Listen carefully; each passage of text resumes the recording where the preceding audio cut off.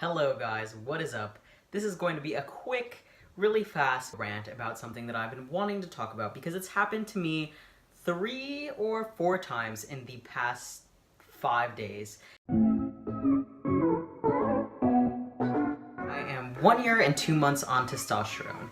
I haven't been misgendered in a very long time. I haven't been misgendered on accident in a very long time by a stranger. I was refilling my Metro card at the subway and there was this man in the front of the line. He was trying to update his card. There was a couple in front of me. They were a little bit older. They weren't from the city, so they didn't know how to refill their subway card, and neither did the man. So they're like, can you help him? So I was like, yeah, sure, of course. So I walk up to the front of the line to try and help him. And as I'm walking up, the older woman behind me says, she's going to help you. And I was like, who is going to help you?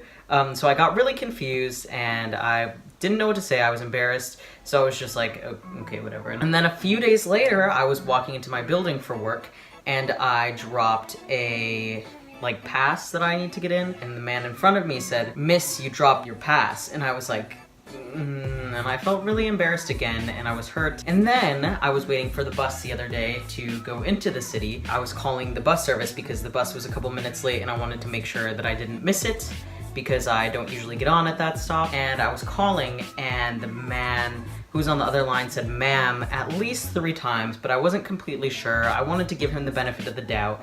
And I also thought maybe he'd be saying "man," and I was hoping that he would be saying "man" because I had just been misgendered like 3 times within the past couple of days. So I was like, I can't do this. I need to just, give myself and give him the benefit of the doubt. So I waited one more time, and as I was hanging up, he was like, "Thank you, ma'am," and I was pretty sure that he said "ma'am," and I was even more hurt. This video is not just going to be a rant. I want to talk about some ways that help alleviate my dysphoria, or some ways that I can move forward, and hopefully share some ways that I can help other people move forward after an instance like this. So one of the ways I alleviate my dysphoria is to listen to music that I listened to when I was younger, like a lot younger. I used to listen to Plug-in Stereo and Room for Squares. And those songs just make me think of happy times when I was younger, and also when I would browse Tumblr all the time and look at other trans guys pages and other YouTubers pages where I would hope to be able to transition but thought I would never be able to, and helps me reflect on how far I've come, because I used to listen to those songs when I thought I would never be able to transition, and now I can listen to those songs and be like, wow, I've come a long way. Even if strangers are misgendering me, I have come very far and I'm very happy with where I am. Something that I want to look at that I don't think that I take as a positive very often is that maybe one of the reasons when I do get misgendered, that it might be because of my voice, is because, or when I'm trying to be perceived as cis, or when I'm interacting with someone who's a cis man, or who I am perceiving to be a cis man who doesn't know that I'm trans, I tend to do this thing where I'm like, hey man, yeah, thanks. Thing where I go low, and I don't always control it, I'm not doing it on purpose, sometimes it just comes out, and I think that's me trying to regulate my voice and be perceived as cis. Which is what some people want. Some people want to be self, they want to be perceived as cis. But I think something that's cool is that I think one of the things that makes me me and that makes me proud to be trans and proud to be me is that I'm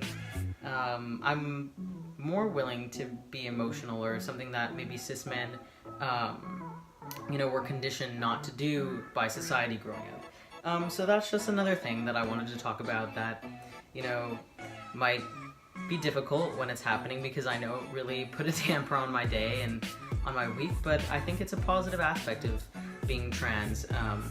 Obviously you don't have to let anybody know that you're trans, but I think that when dysphoria hits, or when you get misgendered, things like recognizing that maybe something that your trans experience has given you is to be more emotional and to explore emotions more, whereas cis men are kind of,